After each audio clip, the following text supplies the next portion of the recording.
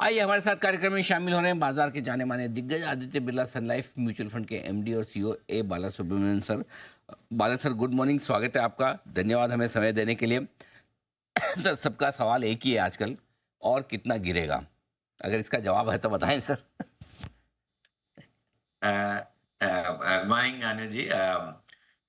Of course, अपने पास answer generally कितना गिरेगा बोलना मुश्किल है एक्चुअली, जी। क्योंकि मार्केट का रोज उठ के देखते हैं। अगर यूएस का मार्केट देखे, वो बेसिस में मार्केट गिरते जाते हैं। तो आज का फॉल भी आई थिंक, और जो यूएस में नैस्डैक का फॉल हुआ था, उसका पीछे पीछे कंसर्न तो आ ही जाते हैं। तो जो कंसर्न जो है, पहले ट्रम्प टैरिफ भी स्पेंडिंग थोड़ा कम हो जाएंगे, उसका वजह से टेक्नोलॉजी कंपनीज को इम्पैक्ट हो सकता है। This all stories keeps coming in. So एक ही मेरे हिसाब से देखना चाहिए, अपना मार्केट थोड़ा थोड़ा ज्यादा ही नीचे आ गया है। द लास्ट आई थिंक आप फॉल में अगर देखें इंडिविजुअल स्टॉक्स के हिसाब से, देखें म्यूचुअल फंड ऑफ कोर्स मेरे हिसाब से ठीक से किया है। उतना फॉल म्यूचुअल फंड में उतना दिखा नहीं होगा, whether it is small cap fund or mid cap fund or even the diversity equity funds, उतना फॉल नहीं है क्योंकि पोर्टफोलियो वेरी बैलेंस्ड है। पर एज इंडिविजुअल स्टॉक्स के हिसाब से अगर देखते हैं, स्पेशली जो मार्केट में जो गिरा हुआ है, those are not fundamentally not supporting the price movement. So वो बेस में इतना मार्केट गिर गया एक्चुअली मेरे हिसाब से, एक्सेस ही हो गया है। सो पहले का fall was largely driven by individuals unwinding the positions, margins calls के हिसाब से, I think people are unwinding. FIs have been a continuous sellers, because they find it more comfortable being in their own country. Therefore, money going back to the developed market. I think जिस हिसाब से valuation है, मेरे हिसाब से next 2-3 months में we'll probably start seeing, अगर slowdown का निर्णय हो गया है, especially global slowdown, rate cut का भी चालू हो जाएंगे। I think that could probably reverse the flows into India. वो एक मेरे हिसाब से मेरा उम्मीद है उसमें। और मार्केट ये जो लेवल पे गिरा हुआ एक्चुअली, आप कोई भी अगर तरीका से देखते हैं, वैल्यूएशन के हिसाब से देखते हैं, प्राइस फॉल के हिसाब से देखते हैं, मेरे हिसाब से I think we are more or less coming close to the bottom. I think I don't follow technical chart. अगर वैल्यूएशन के हिसाब से देखते हैं, मेरे हिसाब से मार्केट के जो प्राइस में लेवल पे आया, आई थिंक वैल्यूएशन वाइज पहले जो कंसर्न था, दैट कंसर्न ग्रेजुअली मेरे हिसाब से अभी निकलते मेरे हिसाब से बाइंग का भी शुरू करना चाहिए। आई थिंक गवर्नमेंट का स्पेंडिंग, उसका पहले जो पेंडिंग मिसिंग था गवर्नमेंट का स्पेंडिंग। सो मेरे हिसाब से उधर भी I think we should see momentum coming back. I think all put together if you see, मेरे हिसाब से नेक्स्ट 2-3 क्वार्टर्स में विल स्टार्ट सीइंग दी उसका आउटपुट जो दिखेगा एक्चुअली कंपनीज के रिजल्ट्स में, मेरे हिसाब दिखना चाहिए। करेक्शन काफ़ी कुछ हो चुका है, गिरावट काफ़ी कुछ हो चुकी है। अब ये वो लेवल से जहाँ पर धीमे धीमे आपको मौका खरीदारी का देखना चाहिए। वैल्यूएशन कंफर्ट भी आता हुआ दिखा है, गवर्नमेंट स्पेंडिंग बढ़ेगी, लेकिन एक और स्पेस है sir mid cap small cap शेयरों की, जहाँ पर रिटेल इन्वेस्टर्स के ज़्यादा पैसे लगे हुए हैं। क्या वहाँ पर भी वैल्यूएशन कंफर्ट है? क्या वहाँ पर भी ये भरोसा है कि अब बहुत ज़्यादा गिरावट वहाँ भी नहीं होगी? आई थिंक मेरे ख्याल स्मॉल मिड कैप में वैल्यूएशन कंफर्ट तो है, और दूसरा जो हिसाब से जो प्राइसेस गिरा, it is largely low volume, higher selling pressure, उसके पीछे नीचे आया एक्चुअली। अदरवाइज अगर मार्केट बियॉन्ड 3-4 इयर्स के अगर देखते हैं, हिसाब से अबाउट $10 ट्रिलियन का इकोनॉमिक के लिए बात जो कर रहे हैं एक्चुअली नेक्स्ट 7 इयर्स में, and Indian equity market cap भी आपको उतना तक बढ़ना चाहिए। अगर मिड एंड स्मॉल कैप का अलावा अगर मार्केट $10 ट्रिलियन होना है तो बहुत मुश्किल है actually. So therefore, mid and small cap, a segment, I think India के लिए, given the fact the business are run by small enterprises across different parts of the country, and various sectors में जो उनको जो काम करते हैं, right from infrastructure sector से लेके ऑटोमोबाइल सेक्टर से लेके एंड एनर्जी सेक्टर से लेके हर जगह पे उनका जो स्मॉल एंटरप्राइजेस जो है, उनका ताकत और पावर हमेशा रहेंगी। Cost of capital for small enterprises के लिए भी आज के दिन में उतना डिफरेंस नहीं है। कॉस्ट ऑफ कैपिटल बड़ा कंपनी के लिए कम है और छोटा कंपनी के लिए ज्यादा है, क्योंकि कॉस्ट ऑफ कैपिटल सबके लिए सस्ता हो गया एक्चुअली।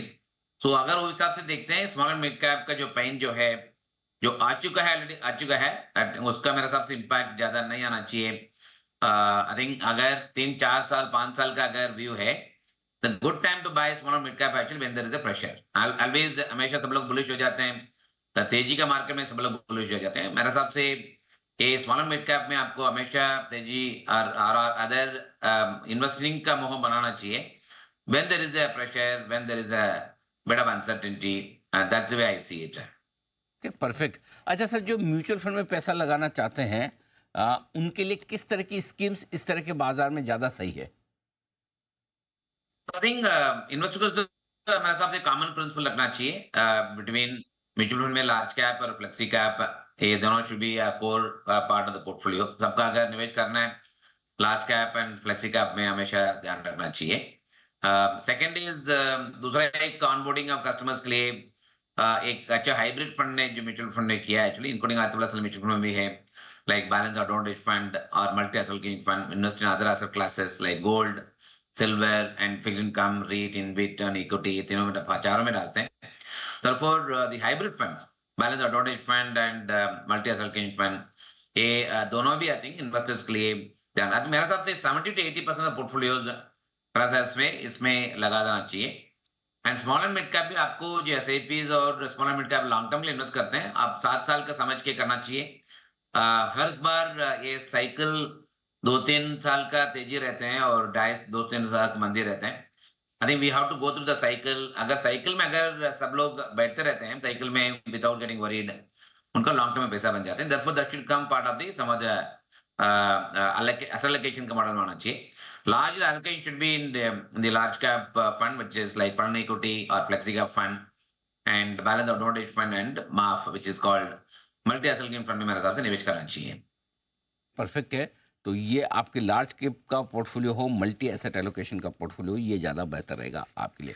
इस बीच एक चीज़ और जो मैं आपसे जानना चाहता हूँ वो ये कि किन सेक्टर्स में पैसा लगाना ठीक रहेगा धीमे धीमे जब भी निवेश करना हो, वो भी बताएं सर।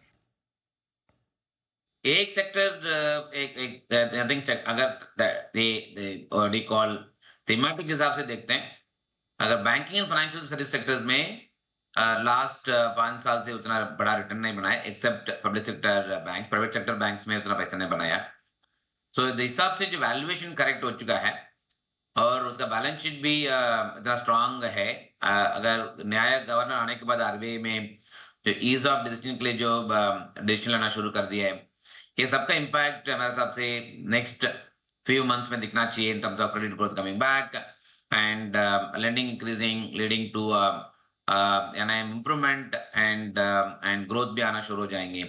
वैल्यूएशन कंफर्ट भी बहुत ज्यादा है, बहुत कंफर्ट आज के दिन पे फेवरेबल में है।